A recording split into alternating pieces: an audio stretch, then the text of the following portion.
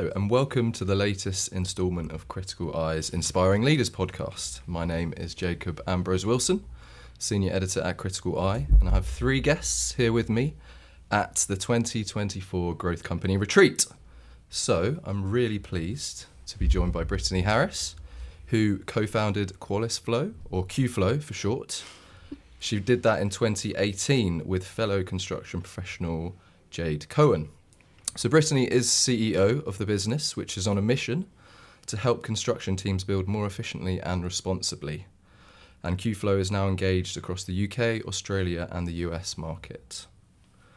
We also have Mark Whitby here with us, who holds a selection of NED and chair roles, including with education tech company BibliU. BibliU has developed a modern e-textbooks platform that integrates fully with library and university systems. Mark is chair at BibliU and also a Criticaleye Board Mentor. Finally, we're joined by Melanie Lane, who was, until recently, CEO of Shell Recharge, which is a venture business acquired by Shell that's been providing EV solutions across Europe. Melanie will start her next role as CEO of EV charging firm PodPoint on May the 1st. Okay, so let me get into this then. I'd like to start by asking each of you where your respective priorities lie at present. So in Criticaleye's 2023 research on growth companies, customer focus actually jumped to the top of the priority list. Retaining key talent was in there at second, and in third we had M&A. So Brittany, I'll come to you first. As CEO of a high growth and scaling business, what are you focused on at present? So we are focused very closely on customers at the moment. In fact, we always have been. It was very much in the core of how Q-Flow was founded, was we're very a problem-first company. How do we solve the problem of the industry? The tech is very secondary. We leverage AI and machine learning and all the sexy things, but we never talk about that to customers. It's all about their pain and how we address that. Now, the construction industry is going through some painful moments at the moment as a result of inflation and a lot of uncertainty. So we've got a really big focus on, firstly, understanding how have their pains evolved over time and what is their core focus, and how do we lower that barrier to adoption? Because with Q-Flow's core focus being on, delivering a more sustainable construction industry, we can only do that if we're really adding value and providing a return on investment to them. So unpicking how sustainability is that secondary outcome. It's the outcome of being more profitable, being more efficient, being more productive on site. And that really requires us to get under the hood of their workflows and how we help to automate, accelerate, and ultimately provide the important bits of information so they can drive that change. Thank you, Brittany. Melanie, I'll come to you now. You left Shell Recharge not so long ago. And as I mentioned, you're about to take on a new CEO position. Clearly, it's a tougher operating environment for CEOs at the moment, but what for you are the essential elements to have in place to really drive high performance? Thanks. So, I'm all about learning at the moment and just thinking through the market that I work in and I have worked in for the last few years is very nascent, very disrupted. There's a lot of change. There's a lot of different players. And so being really clear-minded on what is the path of this entity forward, what is the unique selling proposition, what is the kind of the space in the market that they're going to occupy in the midst of all this kind of ambiguity is kind of really where the focus is. So that what you can do for the organization is give real clarity of vision, real clarity of, the how-to, the strategy, and focus. So it's very easy with these organizations that are growing very fast to have, way too many priorities to be diversifying in lots of different, places. So I think, really being focused is a table stake. I think the other kind of piece for me, if you assume that those aspects are really your right to play, I think the other pieces that I'm looking to bring to the table then is around processes and ways of working that can help an organization operate at scale. So it's fine to, have a great idea, and it's fine to, have a proof of concept, and even to have, a couple 100,000 customers. But to get to millions, you need scalability. And the flip side of the process is capability. You can have, again, all the processes in the world, but you need some really good capabilities in the organization. Once you've got those two things, as a leadership team, you can start to look at the future. You can start to look at the horizon and, kind of be a bit more forward focused. Capabilities and scaling. Yeah. Okay. Thank you. Mark, if I can come to you now and ask from your lens as a chair and also a non-executive director, where are the pressure points for CEOs that you're seeing at the moment? I would say cash. I think the current environment and for the last 18 months, the focus towards the sustainability, certainly of the businesses I operate with in that private market scale-up space, has moved quite quickly away from growth, which remains important, to cash and the long-term funding of the business and capitalisation of it. And so with that comes a focus, I think, much more on the bottom line and profit and sustainable profit for the business to sustain it. Given the cost of borrowing, given the difficulty of raising more cash, and some of those complexities, that really is the highest priority, I would say. We talk about at the board meetings I'm involved in, and I talk to colleagues outside about. So cash equaling the ability, the run rate, the cash burn for the business to sustain itself. And if it's pre-profit, which certainly a couple of my companies are, is getting to break even and getting to sustainability. That's the biggest focus, and therefore the biggest priority for the CEOs I'm working with at the moment, I would say. Growth is secondary now to that, and growth remains important. But at the moment, we're certainly talking to CEOs in terms of planning the current year. The conversation comes down to, well, if it was the classic trade-off between the two, we'll take profit over growth right now, every day of the week. And I think that's also reflected with our investors, who obviously sit on the board with me.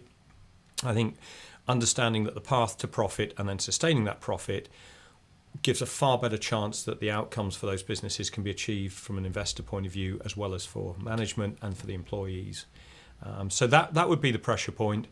I think all other pressure points that have historically existed for CEOs continue. And I'm sure we're going to talk about it more, but I still look at the CEO position and think everyone wants a piece of the CEO. They are the most critical piece, right in the middle of that wheel, and that creates fantastic opportunity, but pressures as well for the CEOs.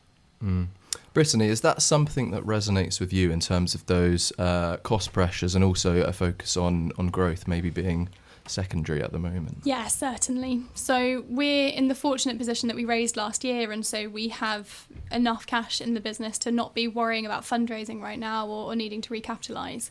But we did talk extensively with the board that when we raised, we had this plan around growth, and we've actually reassessed that to be a plan around what we call burn multiples. So how much are we burning over how much are we bringing in, and trying to optimise around that. So we're not dead set, hard focused on hitting profitability as our main priority. We're not cutting the team in half to do that, which I know a lot of companies are, but we are also reining back our spend significantly so that we've got a really tight control over how much is going out in comparison to how much is coming in, and making sure that we really focus on keeping that runway as long as possible, and that burn multiple looks really compelling as we go through this process. Okay, thank you. So Mark, you mentioned, everybody wants a piece of the CEO at the moment. So Melanie, I'd like to come to you and ask if you can cast your mind back to when you first stepped into a CEO role. What did you wish you'd known, and what was the hardest aspect of the role to adjust to? Yeah, so I think the first time I stepped into the CEO role, it was a slightly different context because you had a major backer in the mothership. So, Shell was 100% owner of the company, which is different to the kind of scenario I'm stepping into now. In that context, where the funding for the organisation was, pretty secure. The things that I look back on now, one was about focus, really just ruthless focus. Particularly with that setup, there was the distraction or the possibility to do lots of different things and lots of different stakeholders wanting lots of different things developed. So ruthless focus. I think this piece around I call them teenage companies that that they're growing, and their infrastructure needs to change in order to allow that growth. So they're constrained by their internal operating systems. Investing in that spine, or having a spine that is actually capable of serving so many customers with certain propositions, is so important. And if you don't get it right, it doesn't matter how much innovation you put out. If you can't then pick up the phone and deal with a customer query or get an invoice paid, or do you know what I mean? Like those things are fundamental. So I think just the, really understanding the criticality of your spine. And the third thing I didn't know really was just about the depth of capability. And so as a leadership team, as a CEO and your CEO -1, your capacity is constrained to some extent in proportion to the capability at the next level down.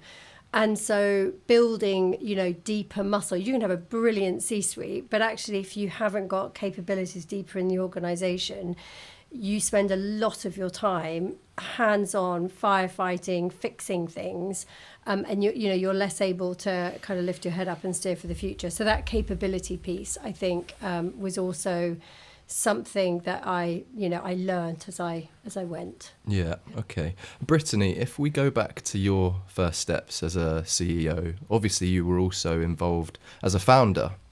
So, as a company grows, how difficult is it to evolve as a founder CEO? And did you find your leadership style needing to change to match that growth? It's a lovely question in terms of it sort of forces you to reflect a lot. And I think it was the things that I didn't know that made sure I went and did it. Actually, I think ignorance is bliss. And if you'd known exactly what you were taking on, you may not choose to do that. Certainly, the role changes every 3 to 6 months. In those very early stages, you're doing absolutely everything. And as you build a team underneath you and you start segmenting, you're having to learn a completely new career every 6 months. I think that's one of the things that I love most about the role, and the thing that gets me so excited, and being able to be so focused on that sort of core mission of decarbonising construction is the thing that just gets you up every day, even when it's really hard. I have definitely relied heavily on other founders who have gone before me and have learnt the painful way, and I've very much tried to avoid some of those pains, but some of them you have to learn by going through it as well, and you can't avoid all things. Some of the more sort of frustrating ones around having to let go amazing people in the team just because you've outgrown them as a company is something that I think I wasn't ever prepared for, no matter how much I'd heard people talk about it, until you go through it and you have to think about the right way to execute on that and when to do it. Certainly something that we've learned and progressed on significantly over the last sort of 3 years has been the way that we build and run our board. Only up until about 18 months ago did we get a chair, so otherwise I was chairing, and it's been so lovely to hand that over to someone, and it's completely transformed the board dynamic, and it's now an incredibly strong and highly functioning board in my eyes, and I greatly enjoy the sort of various different inputs and the perspectives that they bring, and it's created a really positive, open, transparent and very trusting community where we're able to sort of challenge each other very effectively. But that wasn't always the case, and it's taken time and learning the hard way to do that. So definitely leaning on others to hear their experience, but also ultimately figuring it out as you go is the way to go about it. Yeah, and Mark, I think it's a good place to bring you in here. Have you had experience working with first-time CEOs, and where do you think a chair can really provide support and guidance? Yeah, great question. I have. And I mean, let me start by saying just the admiration I have for any first-time chair stroke founder. Any first-time CEO stroke founder. I never had the opportunity, and probably more relevantly the guts to go and do that, right, and set up a business and be that person. So, I'm kind of living that life through now, supporting CEOs and seeing their journey and watching from the sidelines. But in terms of your question and the first-time CEO, I'm lucky enough to work with one at the moment and have worked with others in the past, and they're super inspirational and give me huge energy and insight. And in terms of how I see the role, someone else said this before, and so I'm going to steal it with dignity, hopefully. If the founder is the kind of parent of the business, then the non-exec, and particularly the chair, can be a godparent. And okay. I kind of like that because I thought it kind of had a good feel to what your role is. I think for that founder CEO, you're really there to be a critical friend, an observer, a support, an independent set of eyes, and someone who can also provide advice which would not necessarily be obvious to the CEO at a point in time. So you have, of course, the benefit of distance, and you have the benefit of being objective and impartial, but you're only impartial up to a point because you very quickly get vested in the business and its success and the individual that you're supporting. So you have quite a strong tie. So I would say it's what I hope I bring is a number of things, but I guess it's that objectivity, that sounding board, that phone call that sort of says, what do you think I should do in this situation? Or how should I handle this? Or I've got these two conflicting priorities. Have you any thoughts on how I could resolve them? And when I'm going through a process with a potential new role with a CEO, I always say to them, look, the key test of this is how are you going to feel at 5 o'clock in the evening when your phone rings and you see it's me calling? Right? And I need you to think, oh, okay, cool, that's Mark. But by the way, that's got to work the other way when my phone rings and I see it's you calling me at 5 and I want to say, oh, great, hey, how are you doing? So it's that kind of relationship. In the end, there is a formalness to the relationship, and of course there's governance around it, and at certain times you have to deal with difficult situations. But virtually all of the time it is about support, guidance, direction, insight to the best extent I can. Yeah, and how does the chair's role vary by the ownership structure of the business? A bit. Only for me in the sense of where the owners are in the room. So if you're looking at a PE or a VC-backed business, clearly you have investors at the table, literally. Mm-hmm. And so I think your role as a chair is to make sure you are supporting and representing their views if you're independent, and making sure that is balanced and that you're managing the interests of the executive team with the investors appropriately. I'm chair of a family-owned business where the original founder is still the owner of the business. So that stakeholder relationship is very straightforward. So it's different. So we don't spend nearly as much time talking about managing the investor and the long-term investment plan for the business, because we don't need to. So in that sense, I don't have to allocate time to that in that role, whereas in others, the investor management is a piece. But overall, if I look at what is expected of me and what I wanted to deliver into those businesses, the vast majority of it is comparable across those businesses, I would say. Yeah, okay. Thank you, Mark.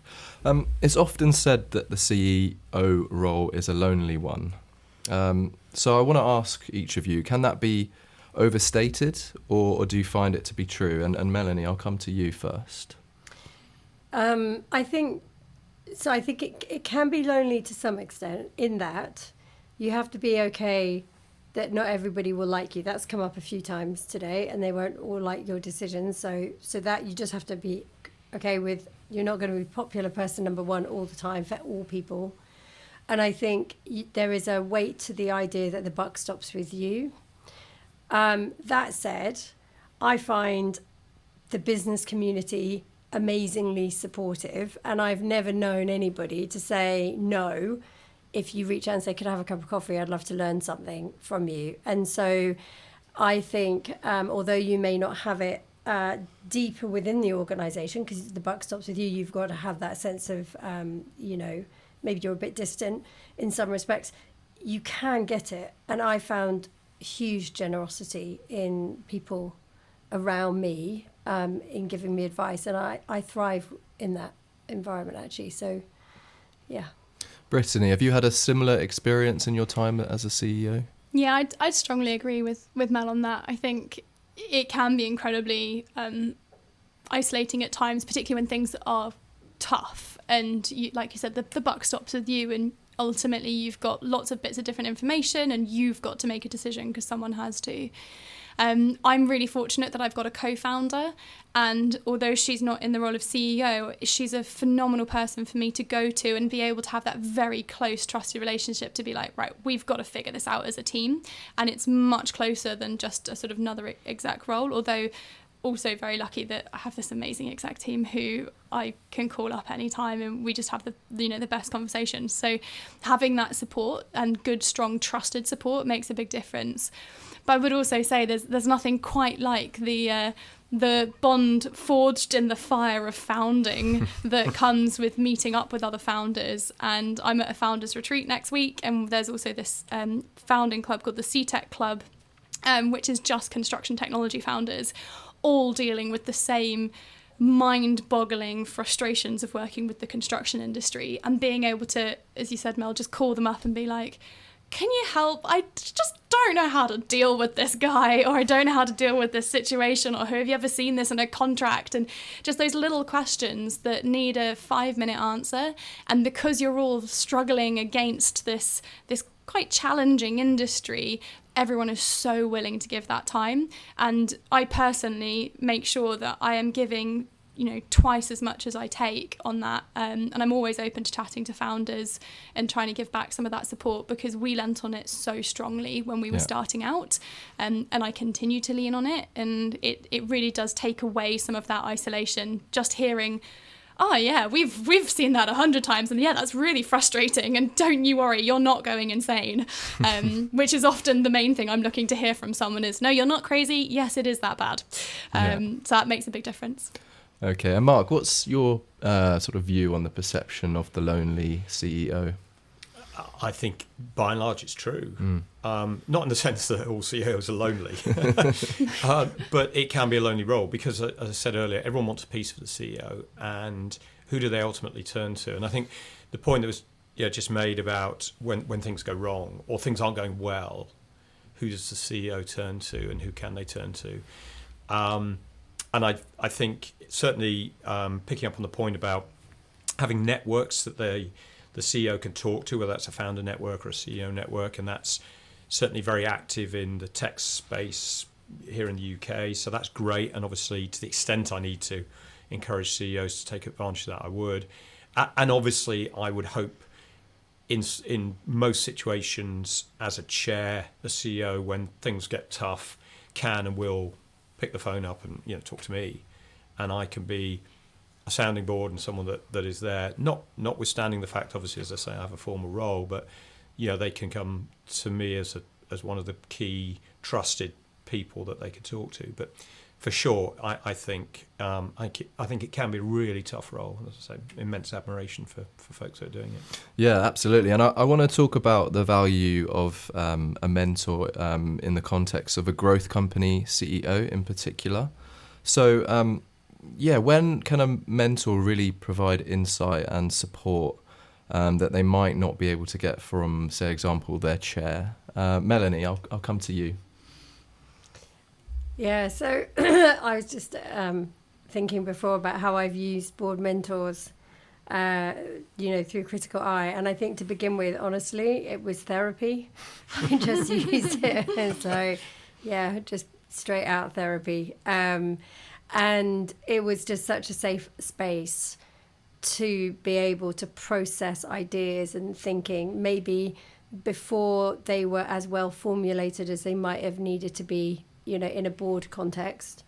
And it just felt like there was less weight attached to that. It was a safe space. I think as I've gone on, I feel more intentional about that mentoring relationship. So, seeking out people that really can challenge me more. So again, still a safe space, but somebody that can really wrestle my thinking without there being any weight attached to it at all, and there will always be some weight attached to it in your chair relationship. But in a kind of an independent mentor, you can really, you don't have to worry about saying wrestling with things that are just still in the early stages of your thinking.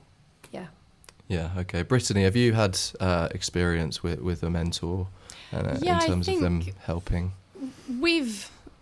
I've certainly had different mentors for different stages of what we're doing, and I might have multiple people who I can go to at any one time for different things. So very early on, I lent on a good friend who was also a founder for really weird, stupid questions like, how do you build a cash flow model? Because being a civil engineer, never done one of those before. Yeah. And so they were able to sort of talk me through those sort of very early, silly stages where you literally are just trying to figure out the basics.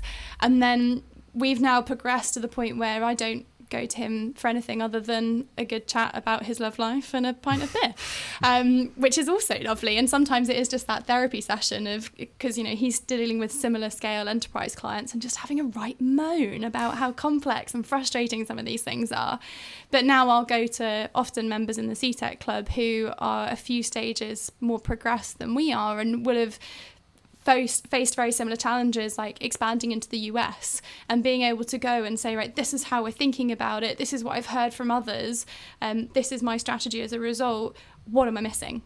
And really getting them to ask the challenging questions and start digging in just a little bit further, just to make sure that the thinking is robust. And often what I've found is that I come out of those sessions having not changed anything I'm doing, because we're normally pretty much on point, but I am now a lot more confident that what I'm doing is the right thing and that has been challenged robustly, and I can then take that to the board and be like, this is our strategy. So it's having that constructive feedback to even just build confidence in your own approach. Mark, have you got anything to add on this discussion around mentoring in a growth company context? I see mentoring obviously as hugely valuable. I do it for Criticaleye. Yeah. And I do see a clear distinction between the role of chairing and of being a mentor. I think as a chair, I can provide mentoring in certain areas, but I'm ultimately still a chair and I have formal responsibilities which could result in, me having to make difficult decisions for a CEO in this case. Whereas when I mentor, I'm there for the sole purpose of providing input and benefit to that individual. And in most, if not all situations, as a mentor, you're the only person in that person's life who's looking at their professional development objectively. Your partner probably is not going to be objective, right? Your employer is not going to be objective. Your chairperson might be not objective. True. But as a mentor, I go into those meetings with only one thing in my mind as a mentor, which is how do I help this individual professionally continue to develop? And I think that's a really unique position and a very trusted one, which I love, and can be a very high impact one. And for the mentee, as just been discussed, that may give cause for reflection. They may be able to express concerns or fears, whether it's imposter syndrome or stakeholder management, that they can't to anyone else. And know that will be kept in the room and that the mentor will give them honest, objective feedback, but will always be in their best interests.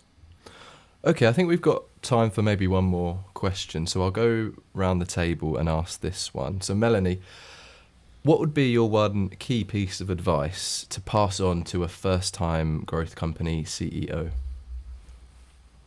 Yeah, I could probably write a book on this, but the piece of advice I'm reminding myself as I go into it is, and I'll just make it really simple, is just don't forget the 5 whys, with everything as I go in, why, to really deeply understand. And from that space of understanding, then I think you can, make sensible decisions and you can be in good service of the entity and the people and the customers.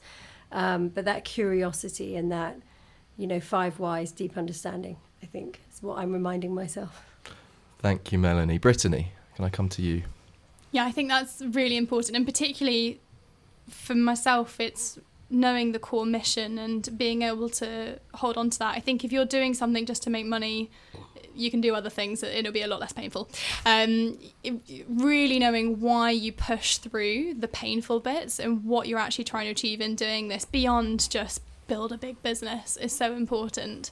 But just to sort of add on top of that, I'd also say just don't overthink it. I think particularly for women in this role, sometimes you can constantly question yourself too much, and I know I've often wondered, like, why me? How am I supposed to do this? I don't know anything. And actually, I said earlier, sometimes ignorance is bliss. Not overthinking it, just going in and figuring out as you go can be the very best thing. It is always helpful to have a plan and a strategy and know what you're trying to do, but don't let that stop you from taking those all-important steps. And I'll say one thing that I said earlier, which is just eat the elephant a bite at a time. It's a huge thing you're trying to do, but you don't have to do it all at once. So just keep making sure you know what that next step is. Don't overthink the elephant, just keep taking that bite.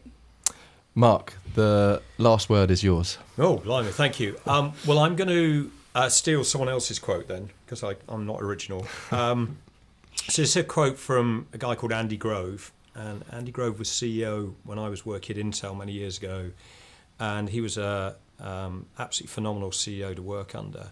And he had a quote which I think applies pretty well actually in the context of a startup scale-up CEO business, which is let chaos reign, then reign in chaos. And I think about that, about let chaos reign in terms of the creativity and the openness to new ideas and remaining keen to learn and question and quiz. Allow you and your team and those around you to see anything and everything as possible. Then rein it back in. Mm-hmm. Form a plan, have a strategy, hire a team, execute. But that doesn't mean you can't then let chaos reign again and rein it back. And it can be an ongoing iterative process. And I think being open to that level of difference can be really, really helpful and healthy for a business as it scales, because so much of your plan has to change and will need to change, and your ability to adapt and allow yourself to be flexible like that and then pull it together and then execute, I think is key to success. Thank you. I'm afraid that's all we have time for this episode of Criticaleye's Inspiring Leaders podcast. But thank you again to my three guests, Brittany Harris, Mark Whitby and Melanie Lane, for that really excellent discussion and for your insights on some of the challenges facing, CEOs of growth companies in the main. So thank you again. And if you do want to listen to more episodes of the Inspiring Leaders series, you can find them on Podbean or Spotify. Thank you and bye for now.